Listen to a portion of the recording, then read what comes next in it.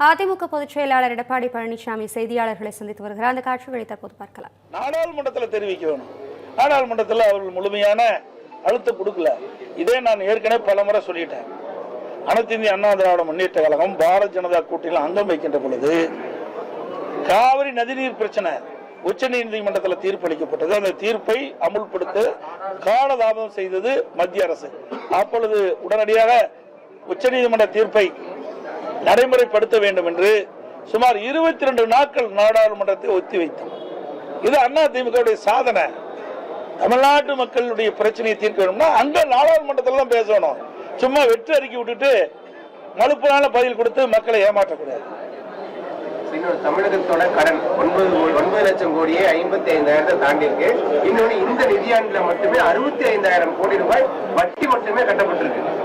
இது எப்படி பாக்குறீங்க? ஒவ்வொரு ஆண்டும் நீ ஒரு ஆண்டு மட்டும் சொல்லாத, ஒவ்வொரு ஆண்டும் அதற்கு உண்டான கடன் வாங்கினதுக்கு உண்டான தொகையை கட்ட வேண்டும், வட்டி கட்ட வேண்டும், ஒரு பகுதியை திருப்பி செலுத்துவோம்.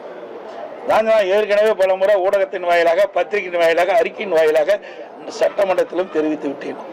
திராவிட முன்னேற்ற கழகம் ஆட்சி வருவதற்கு முன்பாக அவருடைய தேர்தல் அறிக்கையில் குறிப்பிட்டாங்க, தமிழகத்தில் இருக்கின்ற பொருளாதார சூழலை கருதி அதற்கென்று ஒரு குழு அமைப்பதாக சொன்னாங்க. நிதி மேலாண்மை அமைப்பை ஏற்படுத்த சொன்னாங்க. அமைச்சாங்க, நிபுணர் குழு எல்லாம் போட்டாங்க. அதுக்கு பிறகுதான் கடன் அதிகமாயிட்டது. 73 ஆண்டு காலமாக பல கட்சிகள் தமிழகத்தை ஆண்டன. 2021 வரைக்கும், அது வரைக்கும் பாத்தீங்கன்னா சுமார் 5,18,000 கோடி தான் தமிழ்நாட்டுடைய கடன்.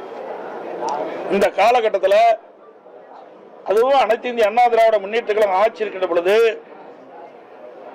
2011 2021 வரை எந்த ஆட்சிக்கும் ஏற்படாத பிரச்சனைகளை நாங்கள் சந்திச்சோம். முதல்ல பாத்தீங்கன்னா கடுமையான வறட்சி. அந்த வறட்சியில விவசாயிகள் பாதிக்கப்பட்டாங்க, பொதுமக்கள் பாதிக்கப்பட்டாங்க.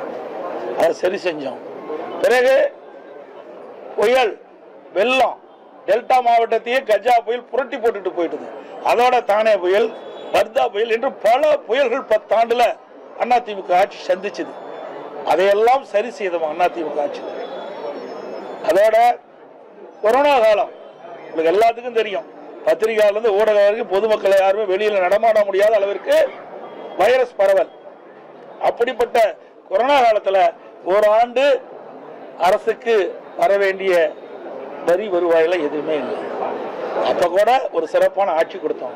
கொரோனாவுக்கு 40,000 கோடி செலவு செஞ்சோம். வருமானமே இல்லாத போது செலவும் செஞ்சோம். பல திட்டங்களை நிறைவேற்றி கொடுத்தோம். உங்களுக்கு நிறைய தெரியும். உங்களுக்கு இன்றைக்கு இந்த நூறு திட்டம், அத்திக்கடை வனாசி திட்டம், சேலத்தில் எவ்வளவு உயர்மட்ட பாலம், 10 ஆண்டுகளை நீங்க பாத்தீங்கன்னா அதிமுக ஆட்சியில் தான் ஏராளமான திட்டங்களை கொண்டு வந்து நிறைவேற்றுகிறோம். நல்ல சாலை வசதி, நல்ல பாலங்கள், நல்ல கல்லூரிகள், மருத்துவக் கல்லூரி, சட்டக்கல்லூரி, கலை மற்றும் அறிவியல் கல்லூரி, இப்படி நிறைய திறந்து நிறைய வளர்ச்சி பணிகளை மேற்கொண்டோம். திமுக ஆட்சியில் என்ன செஞ்சாங்க? கடனை மட்டும்தான் வாங்கிட்டு இருக்கிறாங்க. இன்றைக்கு இந்த ஆட்சி நிறைவு செய்கின்ற பொழுது சுமார் 5 லட்சம் கோடி கடன் வாங்கின மாநிலமா இருக்கு. இந்தியாவிலேயே கடன் வாங்குவதில் முதல் மாநிலம் தமிழ்நாடு. அப்படி திராவிட முன்னேற்ற அரசுடைய திரு ஸ்டாலின் அரசுடைய மிகப்பெரிய சாதனை கடன் வாங்கி இதுல முதல் சாதனை. தமிழகத்துல வரலாறு காணாத அளவுல தங்கம் விலை உயர்ந்திருக்குது. தமிழ்நாட்டுல ரொம்ப அதிகமா இருக்குது. அதிமுக ஆட்சி மீண்டும் வர பட்சத்துல உங்களோட பழைய திட்டமான தாடிக்கு தங்கம் திட்டம் மாதிரி அதாவது தங்கங்கிறது இங்க சர்வதேச அளவில் நடக்கிறது. அதை நாம விலை நிர்ணயம் பண்றது இல்ல. திட்டம் அந்த காலகட்டத்தில் அதிமுக ஆட்சி கொடுக்கப்பட்ட வாக்கு அடிப்படையில் தாலிக்கு தங்கம் வழங்குகின்ற திட்டம் தொடரும் ஏற்கனவே சொல்லிட்டாச்சு. ரயில் கட்டணம் உயர்ந்துன்னு அறிவிச்சிருக்கிறாங்க. அப்ப இன்றைக்கு சூழ்நிலைக்கு தகுந்தவாறு இன்றைக்கு விலைவாசி உயர்வு, எரிபொருள் உயர்வு, அது உரிபாகங்கள உயர்வு, இதையெல்லாம் நமக்கு சம்பள உயர்வு, இதையெல்லாம் கணக்கிட்டு தான் அவ்வப்போது உயர்த்துவாங்க. நம்முடைய சேலம் வரைக்கும் ஒரு 5 ரூபா உயர்த்துக்காக 2 பைசா உயர்த்துக்கா சொல்றாங்க. ஒரு கிலோமீட்டருக்கு 2 பைசா உயர்த்துக்கான்னு சொல்றாங்க. இதை கூட இப்போ அரசு, இந்த மத்திய அரசு பரிசீலிக்க வேண்டும் என்று கேட்டுக்கிறேன். இந்த ரயில்வே கட்டணத்தை கூட இது குறைப்பதற்குண்டான நடவடிக்கை அவர்கள் எடுக்க வேண்டும் என்று நான் இந்த நேரத்தில் தெரிவிக்கிறேன். தமிழக வெற்றி கழகத்தினர் அவங்கள தூய சக்தின்னு சொல்லிக்கிறாங்க. அதற்கு தார்மீக உரிமை இருக்கு. ஆட்சிங்க.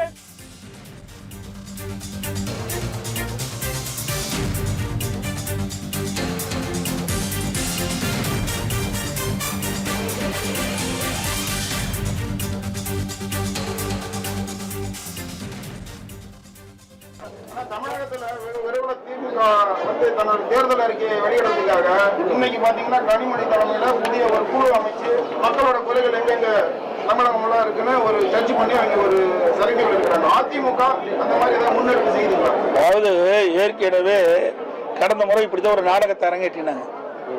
ஒரு குழு போட்டு ஊர் ஊரா ஒவ்வொரு மாவட்டமா போய் மக்களை சந்திச்சு மக்களுடைய குறைகள் எல்லாம் நிவர்த்தி செய்வோம், ஆட்சிக்கு வந்து அது எங்களுடைய தேர்தல் அறிக்கையில் இடம்பெறும் சொல்லி 525 அறிவிப்புகளை வெளியிட்டாங்க. இப்ப எத்தனை அறிவிப்புகளை நிறைவேற்றிருக்கிறாங்க? உதாரணத்துக்கு 100 நாள் வேலை திட்டம் 150 நாளா உயர்த்தணும் சொன்னாங்க. உயர்த்தினாங்களா? அந்த 100 நாள் வேலை திட்டத்தில் பணிபுரிகின்ற ஊழியர்களுக்கு சம்பளம் உயர்த்தினாங்களா? இல்லையே. அதோட கல்விக்கடன் மாணவர்கள் தேசியமயமாக்கப்பட்ட வங்கிகள் வாங்கிய கடன் தள்ளுபடி சொன்னாங்க. தள்ளுபடி செஞ்சாங்களா? இல்லையே.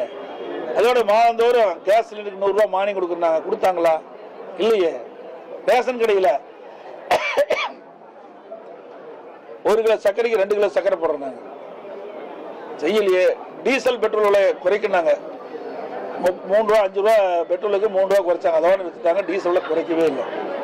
இப்படி முக்கியமான பல திட்டங்கள் நிறைவேற்றவே இல்லை. சுமார் 525 அறிவிப்புகளை 4ல் 1 பாக அறிவிப்பு கூட இன்னும் இது வரைக்கும் நிறைவேற்றல. இப்படி மக்களை ஏமாற்றி கவர்ச்சிகரமாக அறிக்கை விட்டு வாக்குகளை பெற்ற பிறகு ஆட்சிக்கு வந்த பிறகு கொடுக்கப்பட்ட வாக்குறுதியை காற்றில் பறக்க விட்ட ஒரே அரசாங்கம் திமுக அரசாங்கம். அதுபோலதான் இப்போ அப்படி இருக்கும். அண்ணா திமுகவை பொறுத்த வரைக்கும் கொடுக்கப்பட்ட வாக்குறுதி நிச்சயமாக நிறைவேற்றுவோம். விரைவில் அனைத்து இந்திய அண்ணா திராவிட முன்னேற்ற கழக தலைமை இந்த தேர்தல் அறிக்கை தயாரிக்கின்ற குழு பெயர்கள் அறிவிக்கப்படும். செவிலியர்கள் தொடர்ந்து போராட்டத்தில் ஈடுபட்டு இருக்காங்க. அவங்களை போராட்டம் பண்ணிட்டு இருந்தா கொண்டு வந்து கிளாம்பாக்கத்தில் விடுறது, அதே மாதிரி மறுபடியும் அவங்களை மண்டபத்தில் அடைக்கிறது, இப்படியே தொடர்ந்து ஈடுபட்டு இருக்காங்க. குறிப்பா தேர்தல் அறிக்கையில 10 ஆண்டுக்கு பணிபுரிகிற அனைத்து ஊழியர்களையும் வந்து பணி நிரந்தரம் பண்ணும் தேர்தல் அறிக்கையில குறிப்பிட்டதா சொல்லிதான் அவங்க போராட்டம் பண்றாங்க. இன்னொரு நீதிமன்றம் கொடுத்த தீர்ப்பையும் எதிர்த்து மேல்முறையீடு போயிருக்காங்க. இதை எப்படி பாக்குறீங்க? ஏற்கனவே இவர்கள் வந்து தேர்தல் அறிக்கையில திராவிட முன்னேற்ற கழகம் ஆட்சிக்கு வந்தா அரசு காலி இருப்பிடங்கள் முழுவதும் நிரப்பப்படும் சொன்னாங்க. அரசு காலி பணியிடங்கள் 3 லட்சம் காலி பணியிடங்கள் இருப்பதாக சுட்டி காட்டினாங்க. அரசு சார்ந்த காலி பணியிடங்கள் 2 லட்சம். ஆக மொத்தம் அரசாங்கத்தின் மூலமாக 5 லட்சம் காலி பணியிடங்கள் நிரப்பப்படும் சொன்னாங்க. இதுவரைக்கும் நிறைவேற்றிருக்காங்களா? கடந்த சட்டமன்ற கூட்டத்தொடரில் 50,000 அரசு காலி பணியிடங்கள் நிரப்பப்பட்டதாக அறிவிச்சிருக்கிறாங்க. இதுவரைக்கும் இந்த 4.5 ஆண்டு காலத்தில் 75,000 பேர் ஓய்வு பெற்றுட்டாங்க, பணி ஓய்வு பெற்றுட்டாங்க. அதுலயே 27 பாக்கி இருக்குது. கொடுக்கப்பட்ட வாக்குறுதி எதுவுமே நிறைவேற்றது கிடையாது. செவிலியர்களை ஒப்பந்த அடிப்படையில் அவர்கள் பணியில் நியமிக்கப்பட்டாங்க. ஒரு குறிப்பிட்ட ஆண்டுகளான அதை பணி நிரந்தரம் செய்வது எல்லா ஆட்சியிலும் இருப்பது. ஆனா இந்த அரசு வேண்டுமென்றே திட்டமிட்டு ஏற்கனவே கொடுக்கப்பட்ட வாக்குறுதி நிறைவேற்றாம அதை வாக்குகளுக்காக அறிவிப்பை கொடுத்து வாக்குகளை பெற்றாங்க. ஆட்சிக்கு வந்தாங்க. ஆட்சிக்கு வந்த பிறகு கொடுக்கப்பட்ட வாக்குறுதியை மறந்த அரசாங்கம் திமுக அரசு. 1 கோடி வாக்கால் நீக்கலீங்க. தவறான செய்திகளை சொல்லிடாதீங்க. இது நீங்க பத்திரிகை கூட நம்ம தவறான செய்தி வெளியிடக்கூடாது. இது யாருடைய ஆட்சி நடக்குது? திராவிட முன்னேற்ற கழக ஆட்சி நடக்குது. இந்த அரசாங்கம் யாருடைய கட்டுப்பாட்டில் இருக்குது? ஆட்சியாளர் கட்டுப்பாடு. மாவட்ட ஆட்சித்தலைவர்கள் யார் கட்டுப்பாட்டில் இருக்கிறாங்க? சொல்லுங்க, பேசவே பாருங்க. ஆட்சியாளர் கட்டுப்பாடு. அவருடைய தலைமையின் கீழ் தான் இந்த பணியெல்லாம் நடக்குது. புரியுதுங்களா? இதுல நாங்க கேட்க வேண்டிய கேள்வி நீங்க எதிர்காலி கேட்டுட்டு இருக்காங்க. எதிர்கட்சி தான் கேள்வி கேட்கணும். ஆளுங்கட்சி இருக்கின்ற பொழுது இதை வேண்டுமென்றே திட்டமிட்டு எஸ்ஐஆர் பணி முழுமையும் நிறைவேற்றப்பட்டு விட்டால் போலி வாக்காளர் நீக்கப்பட்டு விடுவார். போலி வாக்காளர்னா எல்லாமே இரட்டை வாக்காளர், போலி வாக்காளர். அதுல யாரெல்லாம் உண்மையான வாக்காளரை தவிர்த்து மீதி எல்லாம் வாக்காளர் பட்டியல் இடம்பெற்று அத்தனை பேருமே போலி வாக்காளர் தான் கருதப்படுவாங்க. 21 ஆண்டு காலமா இந்த எஸ்ஐஆர் பணியை மேற்கொள்ளல.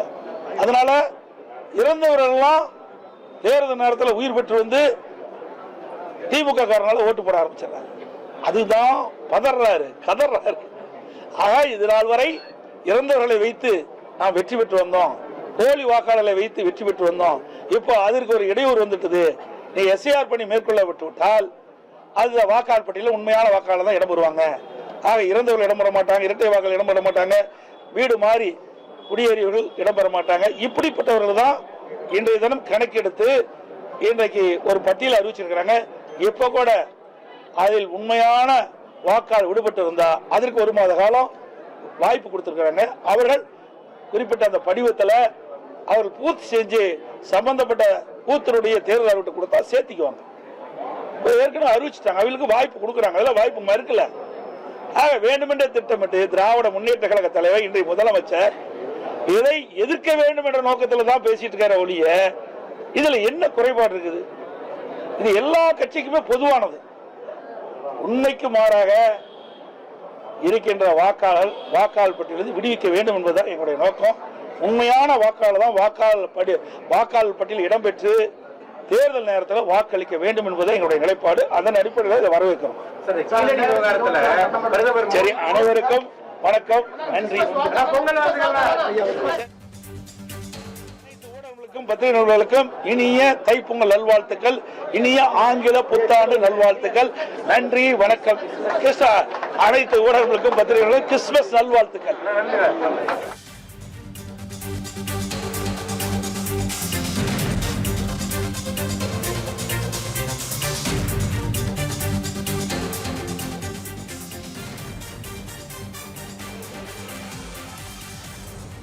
அதிமுக பொதுச் செயலாளர் எடப்பாடி பழனிசாமி செய்தியாளர்களை சந்தித்து பேசினார். அந்த நேரலை காட்சிகளை தற்போது நாம் பார்த்தோம்.